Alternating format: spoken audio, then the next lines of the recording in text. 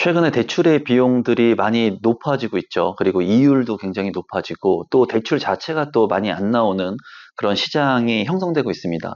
최근에 제가 아시는 분들도 이제 아파트 분양을 받고 잔금 대출을 해야 되는데도 불구하고 잔금 대출이 나오지 않아가지고 걱정을 하시는 분들이 많이 있었습니다. 최근에 대출 총량제로 인해 가지고 한도만큼 나와야 되는 대출이 나오지 않고 또 신축의 아파트들 같은 경우에는 등기가 또 이루어지기 전에는 잔금 대출 외에 다른 은행들이 대출 취급을 잘 안 하기 때문에 그러한 부분들의 대출의 어려움들이 많았어요. 하지만 최근에 이제 내년부터 대출이 조금 완화가 되면서 그런 대출의 문턱들이 좀 낮아진다고 합니다. 많은 분들이 대출 때문에 걱정을 많이 하셨을 것 같은데 이제 최근에 기사에 따르면 신한은행 같은 경우에도 주담대 한도라든가 또 1월부터 분양주택의 전세 대출 같은 것들도 취급을 하면서 대출이 조금 완화되는 시점이 될 것으로 보여져요. 또 이렇게 지금 현재 금리가 좀 떨어지긴 했지만은 대출이 좀 원활히 이루어지지 않고 하다 보니까 내 집 마련을 하려고 하시는 분들이 주택을 사기에도 쉽지 않은 그런 시장이 만들어지고 있는 것 같습니다. 그러다 보니까는 상대적으로 비싼 아파트들 같은 경우에는 이제 전세로 들어가기가 쉽지가 않고 빌라의 전세, 월세로 이제 주거지를 선택하는 분들이 늘어나고 있는데요.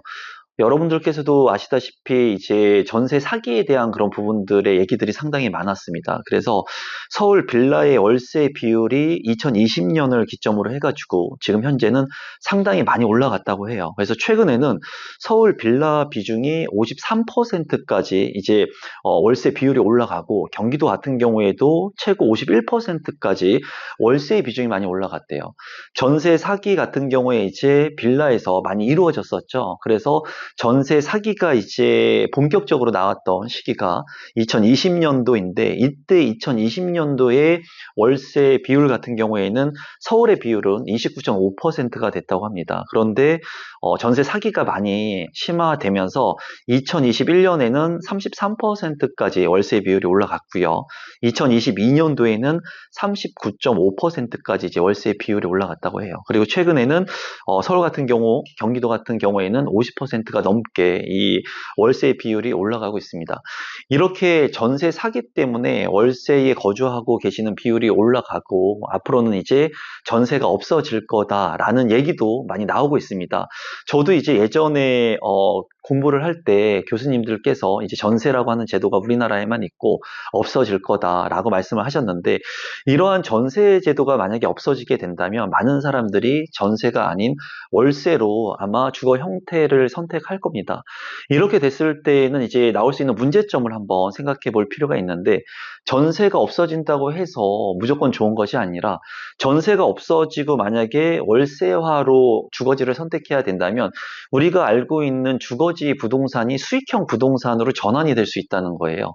그렇게 됐을 때는 수익형 부동산으로 전환이 되면서 월세 상가보다 더 안정성이 있겠죠. 물론 핵심적인 역세권의 입지, 유동인구가 많은 그런 상가들 같은 경우에는 월세 수익이 많고 수익화가 이루어지지만 최근 같은 경우에는 코로나 여파 이후에 상권의 변화들 그리고 상가 같은 경우에도 이제 배달을 통한 그런 좀 트렌드의 변화가 일어나고 있기 때문에 상권이 많이 악화되었고 수익률도 많이 저하되었습니다.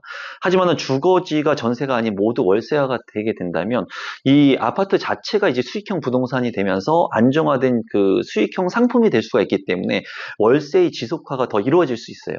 그리고 이 렌트의 그 개념을 가지고 이제 외국에서 이런 사업들, 월세에 대한 사업 트렌드를 가지고 진행을 했을 때는 상대적으로 처음에는 안정화되는 것처럼 보일 수 있지만 시간이 지나면서 이런 월세의 가격들이 더욱더 올라갈 수가 있습니다.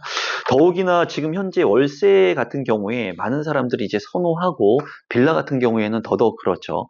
이 빌라 같은 경우에는 전세 사기가 많으니까 월세를 살면은 무조건 내 보증금, 월세의 보증금을 안전하게 지킬 수 있다라고 생각하시는 분들도 있는데 이 월세의 보증금 같은 경우에도 추후에 경매가 넘어가게 된다거나 했을 때 다 변제를 못 받을 수도 있습니다. 됩니다. 그래서 여러분들께서 이 최우선 변제라고 하는 것을 좀 참고로 알아두시면 좋을 것 같은데, 최우선 변제라고 하는 것은 뭐냐면 내가 월세를 살면서 보증금과 월세를 내지 않습니까? 그러면 최소한의 이 보증금을 지킬 수 있는 제도가 이제 최우선 변제라고 볼 수가 있어요. 아마 경매를 하시는 분들이라면 최우선 변제를 다 알고 계실 거고, 이 최우선 변제 같은 경우에는 지역별 일정 보증금 이하의 소액 임차인한테 일정 부분의 보증금을 최우선해서 주는 제도입니다. 그래서 우리가 월세나 이제 그 전세를 살 때 최우선 변제 금액에 준하는 금액인지 파악하는 것이 중요한데요. 이 파악하는 방법은 아주 간단합니다. 제가 간단하게 좀 말씀을 드리면, 인터넷 등기소에 들어가셔서 인터넷 등기소 이제 뭐 네이버 창에 인터넷 등기소를 치면은 그 홈페이지 안에 우측에 소액 임차인의 범위가 나옵니다. 그러면 그 소액 임차인의 범위가 지역별로 지도별로 나와 있는데, 내가 이제 계약을 하려고 하는 이 지역이 어디 있는지 클릭을 하면은 시기에 따라 가지고 기준 범위의 금액이 나오게 돼요. 그래서 여러분들께서 이제 내가 월세를 거주할 때 이 최우선 변제를 통해 가지고 여러분들의 보증금을 지킬 수 있는 그 범위, 소액 범위가 이런 인터넷 등기소를 통해 가지고 소액 임차인의 범위 안에 들어가게 되면 내 보증금을 안전하게 지킬 수 있으니까 이 부분을 한번 체크해 보시면 좋을 것 같고요. 최우선 변제 같은 경우에는 이제 대항 요건이라고 해가지고 전입 신고하고 점유라고 하는 우선 변제권을 이제 가지고 있어야 됩니다. 제3자한테 대항할 수 있는 이 대항 요건을 갖추셔야 돼요. 그래서 여러분들께서 계약을 할 때 전입 신고를 하라고 하는 얘기를 부동산에서 아마 많이 들어보셨을 거예요.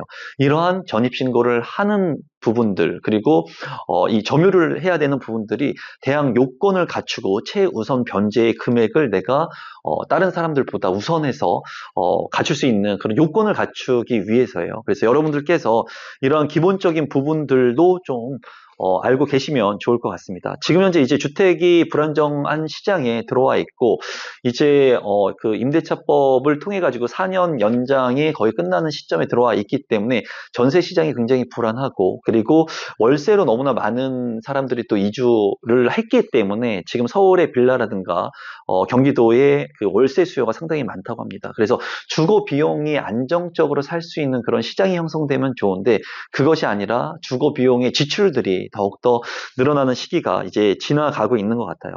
그래서 최근에 이제 실거래 시스템 국토부에서 거래된 신고된 연립 다세대 전월세 거래를 이제 분석해서 최종적으로 전월세의 그 거래 비중을 봤더니 이제 12만 7천 건 중에 월세 거래가 6만 8천 건 정도, 그래서 53%로 이제 집계가 됐다고 합니다. 근데 이 집계 비율은 2011년도 이후에 가장 높은 수치라고 합니다. 그래서 여러분들께서 지금 현재 이런 주거 비용들이 굉장히 높아지고 있고, 그리고 월세 수요로 많이 대처되고 있고, 그리고 지금 현재 금리가 또 인하가 되면서 수익형 부동산, 뭐 오피스텔이라든가 수익형 부동산의 그러한 수요들이 좀 늘어날 수 있을 것으로 이제 보여집니다. 최근에는 1기 신도시 선도지구를 지정했지만은 이러한 선도지구를 지정하고 이제 개발이 이루어지게 됐을 때 이러한 절차들을 간소화시키는 것은 좋지만은 이 사람들이 이주할 수 있는 이주 대책에 대한 방안들이 지금 현재 미지수거든요. 그래서 재건축 연안에 있는 1기 신도시 인근에 있는 지역들의 개발이 지금 현재 지속적으로 이루어지면서 주변의 집값들을 또 자극할 수 있는 그런 시기에 와 있다고 보여지고, 2027년 이후에 이제 주택 공급이 서울과 경기 또 인천까지도 많이 부족한 시점이기 때문에 아무래도 전세나 월세 가격이 상승할 수 있는 그런 시기에 온 것으로 보여집니다. 최근에 이제 제 지인 같은 경우에도 월세로 계속 거주를 하다가 월세의 비율들이 너무나 많이 올라가다 보니까 고민을 많이 하시고 계시는 분들이 많아지고 있는 것 같고, 그러면서 또 내 집 마련을 했는데도 불구하고 잔금 대출이라든가 지금 현재 7월과 8월 이후에 대출 규제로 인해 가지고 거래량이 현저하게 줄어들고 있고, 잔금 대출이라든가 이런 매수해 가지고 잔금을 치르려고 해도 대출 총량제로 인해 가지고 많이 대출이 안 나와서 고민하시는 분들이 많이 있는 것 같습니다. 이러한 부분들의 내용들 같은 경우에는 제가 운영하고 있는 임성배의 부동산 스터디에서 좀 더 심도 있게 다룬 내용의 특강 영상들이 있으니까 여러분들께서 대출에 대한 부분들에 대해서 궁금증이 있거나 부동산에 대해서 스터디를 좀 더 심도 있게 하고 싶고 또 내 집 마련에 있어서 좀 더 원활하게 내 집 마련을 하고 싶으신 분들은 하단에 있는 고정 댓글을 통해서 공부할 수 있는 스터디 클럽을 통해서도 많은 도움이 될 거라고 생각이 드니까 하단에 있는 고정 댓글 통해서 스터디에도 많이 참여해 주시면 감사하겠습니다. 결론적으로 지금 현재 월세의 비율들이 굉장히 높게 올라가고 주거 비용에 대한 부담이 많이 전가되고 있는 시점이라고 보시면 될 것 같고 이러한 부분들이 전세가 만약에 없어지게 된다면 월세의 가속화 그리고 물가 상승률만큼 월세 가격이 올라가면서 어떻게 보면은 양극화 현상이 더욱더 심화될 수 있을 것으로 보여집니다. 지금 시국이 굉장히 어지러운데 여러분들께서 맡은 바 본인의 일들 열심히 하면서 건강 잘 챙기시고 연말 연시 잘 마무리하셨으면 좋겠습니다. 오늘 영상은 이것으로 마무리 짓도록 하겠습니다. 감사합니다.